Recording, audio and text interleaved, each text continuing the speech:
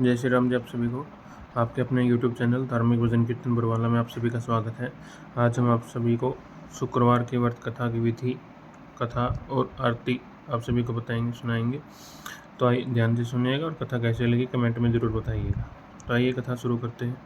इस व्रत को करने वाला कथा के पूर्व कलश को जल से पूर्ण भरें, उसके ऊपर गुड़ व चने से भरी कटोरी रखें। कथा कहते व सुनते समय हाथ में गुड़ और भुने हुए चने रखें। सुनने वाले संतोषी माता की जय, संतोषी माता की जय, इस प्रकार की जयकारा बोलते जाएं। कथा समाप्त होने पर हाथ का गुड़ व चना गौ माता को खिलाएं। कलश में रखा हुआ गुड़ व चना सबको प्रसाद के रूप में बांट दें। कथा समाप्त होने पर तथा आरती के बाद कलश में के जल को घर के सभी जगह पर छिड़कें। बचा हुआ जल तुलसी की क्यारी में डाल दें। माता भावना की भूखी है, कम ज्यादा का कोई विचार नहीं, अतएव जितना भी बन पड़े प्रसाद अर्पण कर श्रद्धा और प्रेम से प्रसन्न हो व्रत करना चाहिए।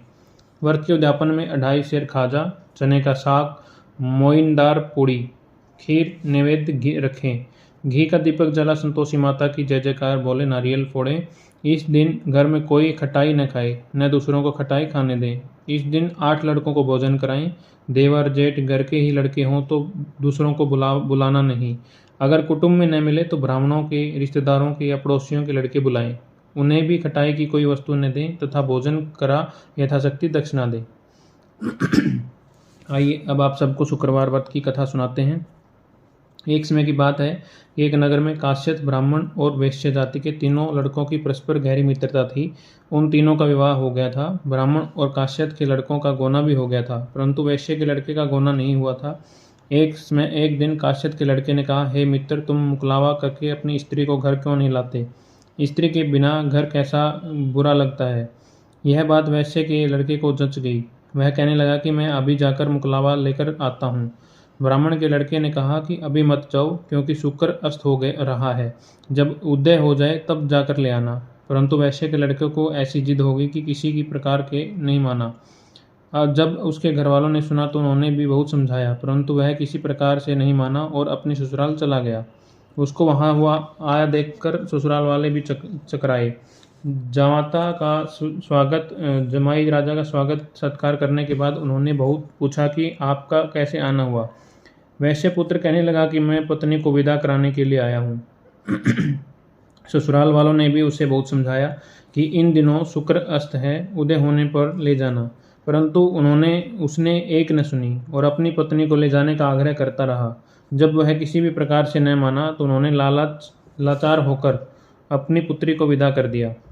वैश्य पुत्र पत्नी को एक रथ में बैठाकर अपने घर की ओर चल पड़ा। थोड़ी दूर जाने के बाद मार्ग में उसके रथ का पहिया टूट गया और बैल का पैर टूट गया। उसकी पत्नी भी गिर पड़ी और घायल हो गई। जब आगे चले तो रास्ते में डाकू मिले। उसके पास जो धन, वस्त्र और आभूषण थे वह उन्होंने छीन लिया। इस प्रकार अनेक कष्टों का सामना कर जब पति पत्नी अपने घर पहुंचे तो आते ही वैश्य के लड़के को सर्प ने काट लिया। वह मूर्छित होकर गिर पड़ा। तब उसकी स्त्री अत्यंत विलाप कर रोने लगी। वैश्य ने अपने पुत्र को वेदों को दिखलाया और वैद्य कहने लगे कि यह 3 दिन में मृत्यु को प्राप्त हो जाएगा। जब उसके मित्र ब्राह्मण के लड़के को सारी बात का पता लगा तो उसने कहा, सनातन धर्म की प्रथा है कि जिस समय शुक्र का अस्त हो कोई अपनी स्त्री को नहीं लाता, परंतु यह शुक्र के अस्त में स्त्री को विदा करा कर ले आया है। इस कारण सारे विघ्न उपस्थित हुए हैं। यदि यह दोनों ससुराल वापिस चले जाएं और शुक्र के बाद उदय होने पर पुनः आए तो निश्चय ही विघ्न टल सकता है। सेठ ने अपने पुत्र और उसकी पत्नी को शीघ्र ही उसके ससुराल वापिस पहुंचा दिया। वहां पहुंचते ही वैश्य पुत्र की मूर्छा दूर हो गई और साधारण उपचार से ही सर्प विष से मुक्त हो गया। अपने दामाद को स्वस्थ देखकर ससुराल वाले अत्यंत प्रसन्न हुए। वैश्य पुत्र अपनी ससुराल में ही स्वास्थ्य लाभ करता रहा और जब शुक्र का उदय हुआ तब हर्षपूर्वक उसकी ससुराल वालों ने उसको और अपनी पुत्री सहित विदा किया। इसके पश्चात पति पत्नी दोनों घर आकर आनंद से रहने लगे। इस व्रत के करने से अनेक विघ्न दूर होते हैं, सभी प्रकार के मनोरथ पूर्ण होते हैं और हर व्यक्ति को यह व्रत करना चाहिए। शुक्रवार की व्रत कथा यहीं पर समाप्त होती है। बोली संतोषी माता की जय। जय माता दी। आइए माता रानी की आरती करते हैं। जय संतोषी माता मैया, जय संतोषी माता, अपने सेवक जन को सुख संपत्ति दाता। ओम जय संतोषी माता। सुंदर चीर सुनहरी माँ धारण किन्हो, मैया धारण किन्हो, हीरा पन्ना दम के तन श्रृंगार किन्हो। ओम जय मई संतोषी माता, मेरु लाल छटा छवि बंधन कमल सोहे, मैया बंधन कमल सोहे, मंद हस्त करुणामयी त्रिभुवन जन मोहे। ओम जय संतोषी माता। स्वर्ण सिंहासन बैठी चंवर ढुरे प्यारे, मैया चंवर ढुरे प्यारे, धूप दीप नैवेद्य मधुमेवा भोग धरे न्यारे। ओम जय संतोषी माता, मैया जय संतोषी माता।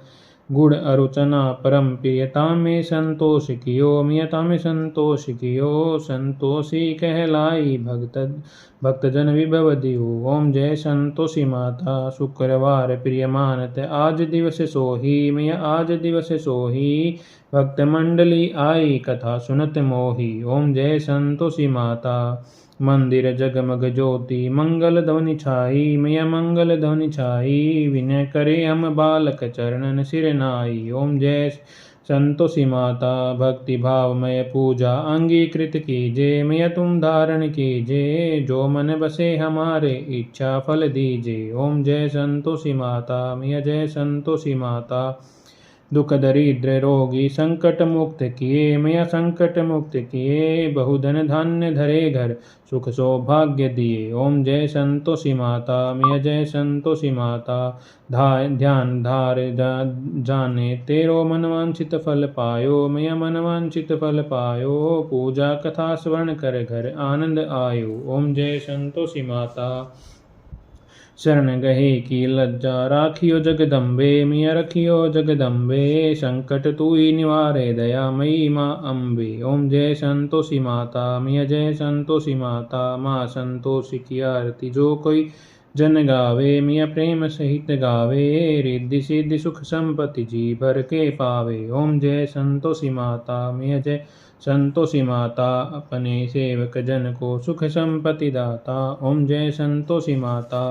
बोली संतोषी माता की जय हो।